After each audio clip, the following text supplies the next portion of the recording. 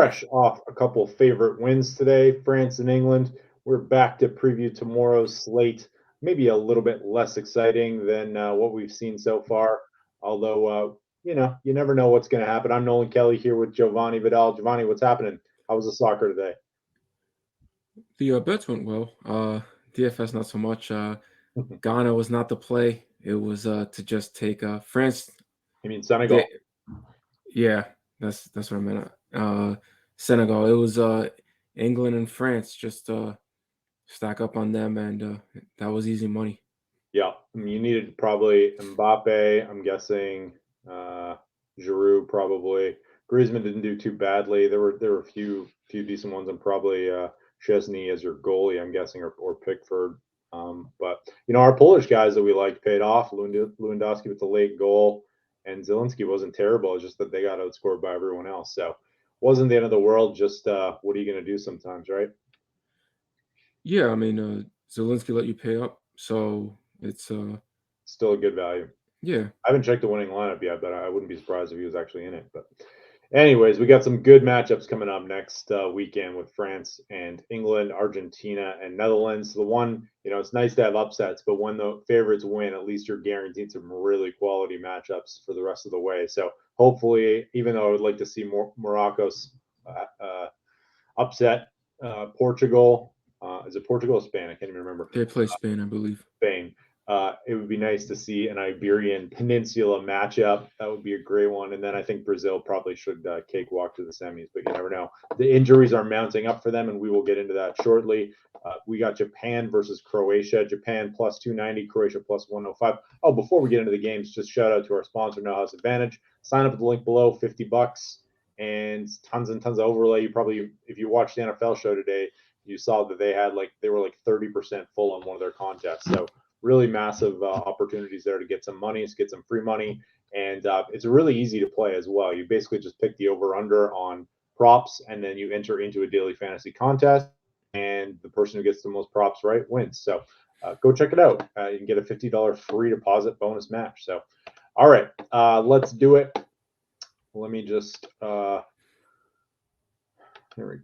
Move these over there. Sorry, just doing a little production stuff here on the back end. What are you looking at for tomorrow's slate? What stands out to you so far, having taken a first glance at pricing? I think the Brazil's prices are about where they were pretty much throughout the tournament.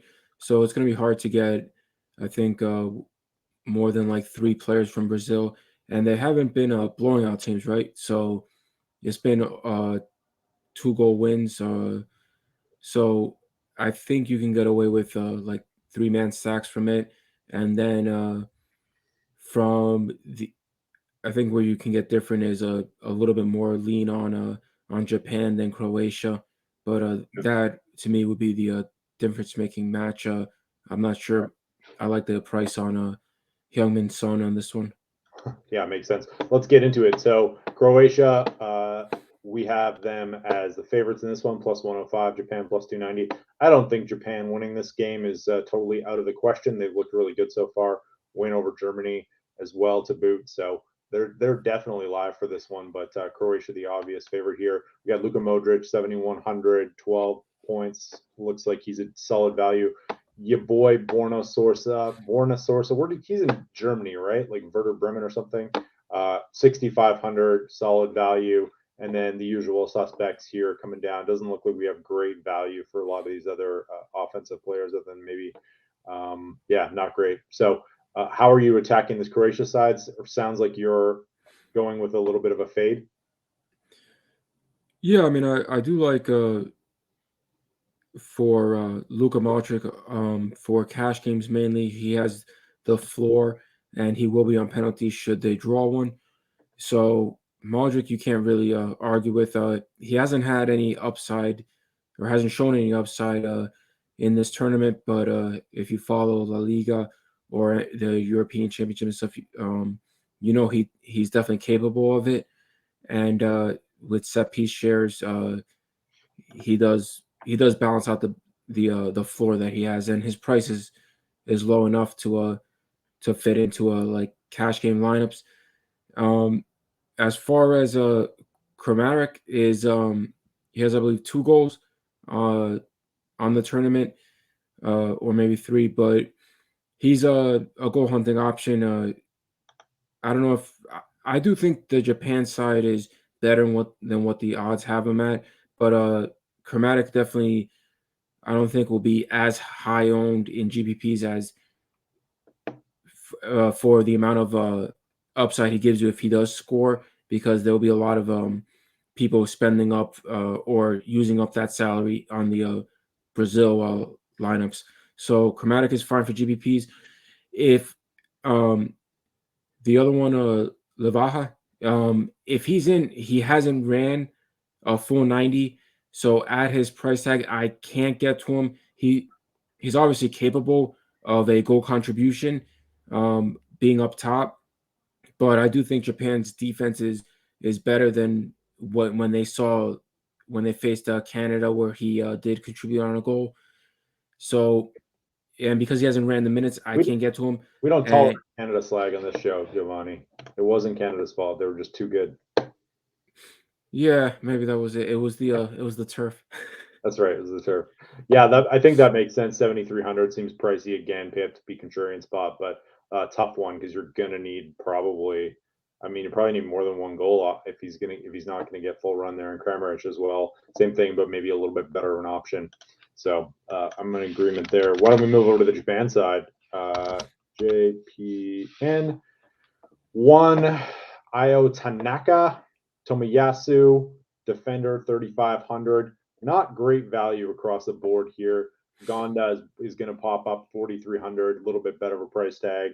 Wouldn't be surprised if he drew his fair share of ownership. Junya Ito, who you've been on throughout this tournament when he's been playing.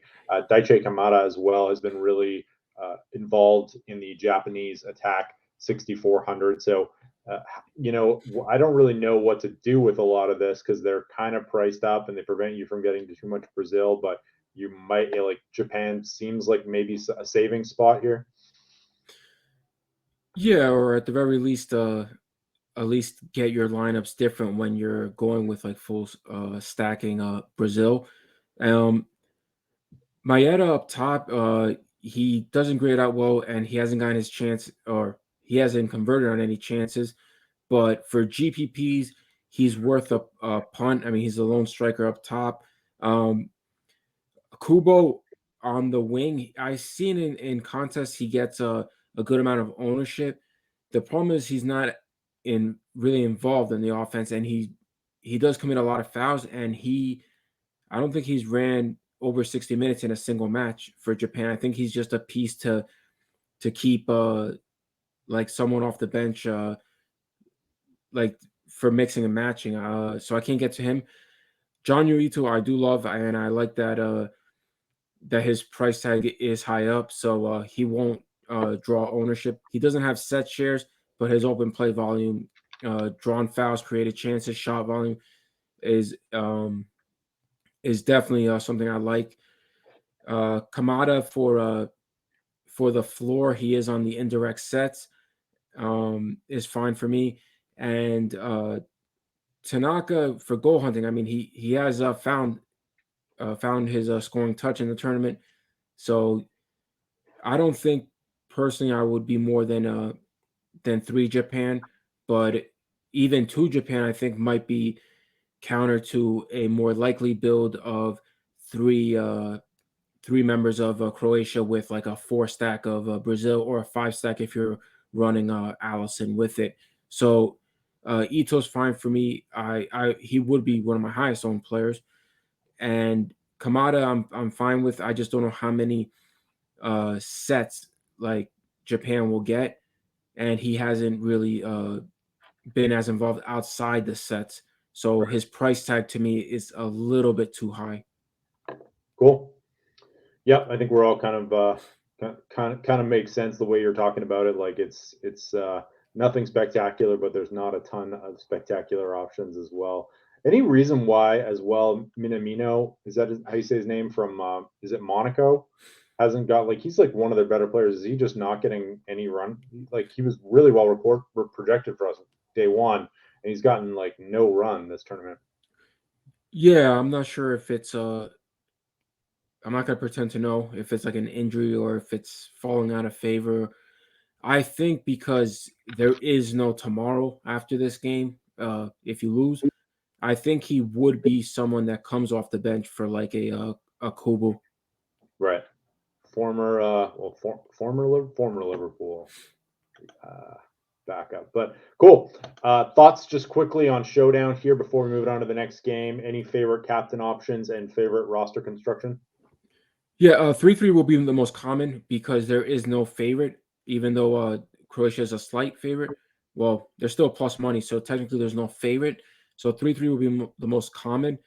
I think this would be a spot that if you like Croatia, you run it as a 4-2, and you don't worry about getting a Livakovic, the keeper, on your as your flex. Um, for me, captains, it would have to be for GPPs, Chromatic because the goal hunting, Modric for more like a cash game, and from the Japan side for captains, Kamada will be popular. Mm-hmm. So I would go with Jonyu Ito, and Ito would be my favorite captain for the showdown slates, just because he's not going to draw ownership. I like that. Yeah, really involved goal possibilities as well. But cool. Let's move it on to Brazil and South Korea. South Korea plus 1,000 right now. Brazil minus 360. Injuries starting to mount as well for Brazil, but they have a lot of depth on that squad, so I think they can probably get it. But let's talk about the Korean side first. Kim Moon Hwan, we talked about last time. Sung Hyun Min, 8,700, gets a price bump against Brazil after having a pretty decent game last time out. Kim Jun Soo, I can't remember who scored for them last game, but not a lot of value here. Is this just kind of like a one-off scenario for you, unless it's a contrarian play? Yeah, and I don't think you have to go more than a one-off like for leverage. Obviously, if you go more than one, you're gonna have massive leverage, but I wouldn't go to more than one. Son is fine in he would be popular in cash games. He has the floor, obviously. I can't get to him, but I wouldn't talk anybody off of him as the one-off option in GPP uh, because he does take the penalties. He has the set pieces. I just don't know how much time of possession Korea is gonna actually be able to take. Is pretty dominant consistently in time of possession. Like Mm-hmm. they could see like over 65% of the possession, and that would limit like the opportunities for the Korean attackers. But GPP, um, I don't mind. Again, we're gonna keep saying it as long as Korea is in the thing. Kim Moon Hwan, the wing back, I constantly play him just because the defense and the offensive metrics. It's the if the offense is suffering because they don't have possession, he can do it on defense.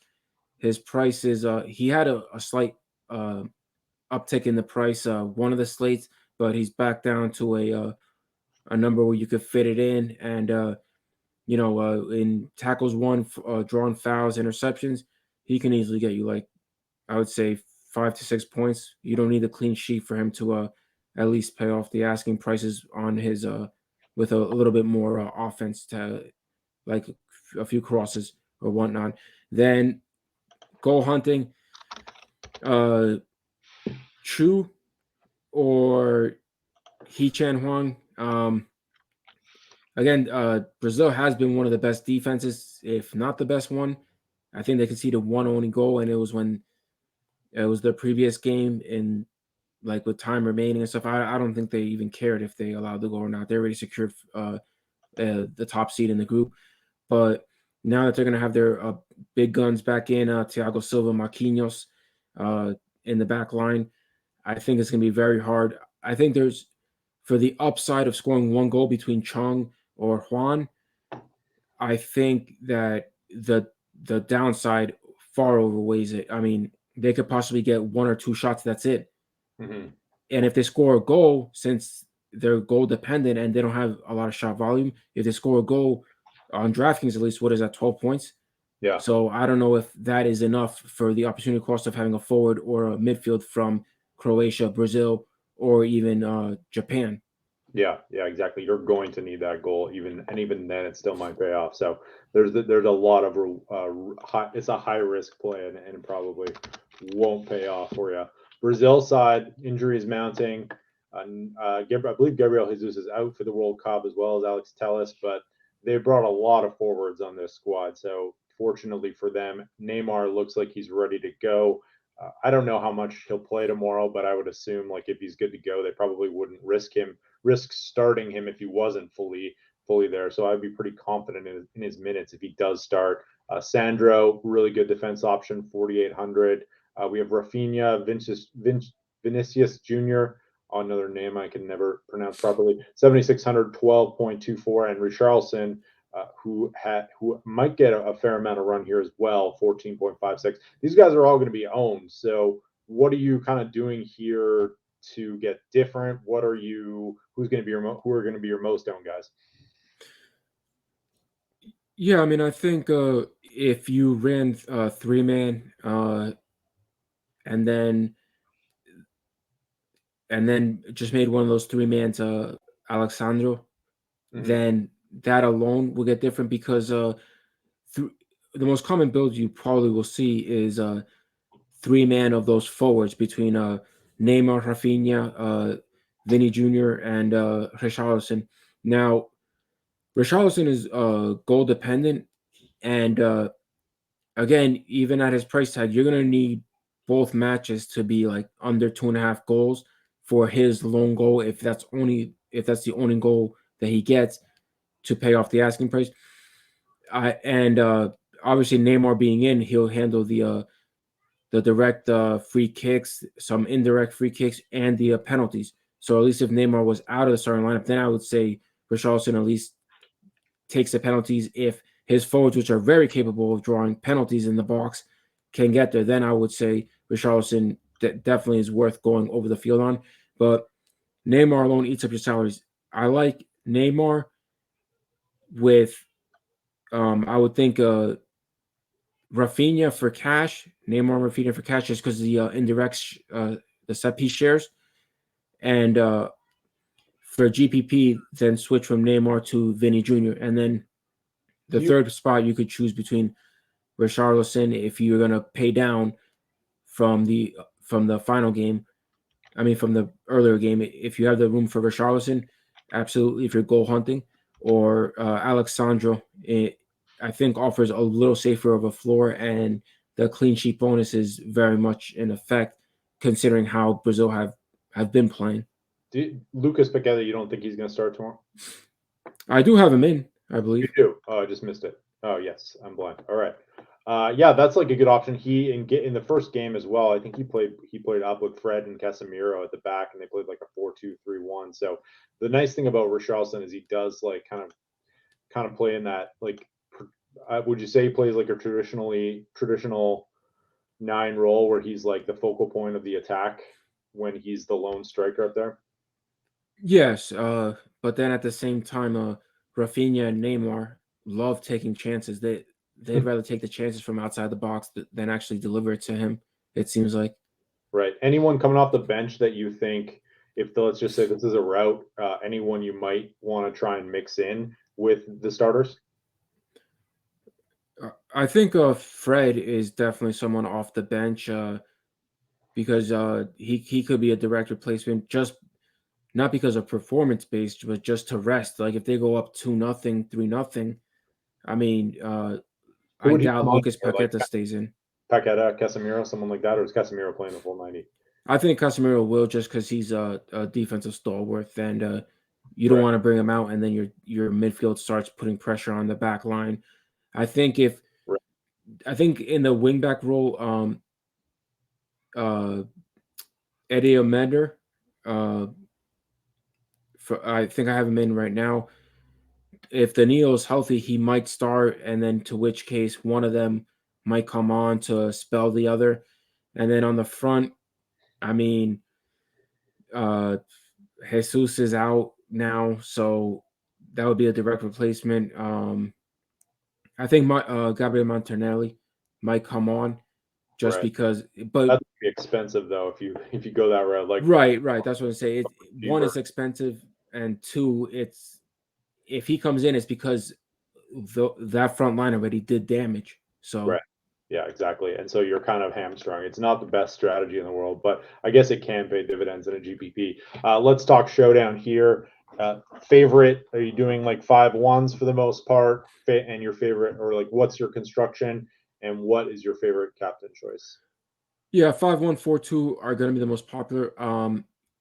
I personally like the 5-1. I think the one off from Korea would still have to be Kim Moon Hwan, unless I can't fit the lineup I want.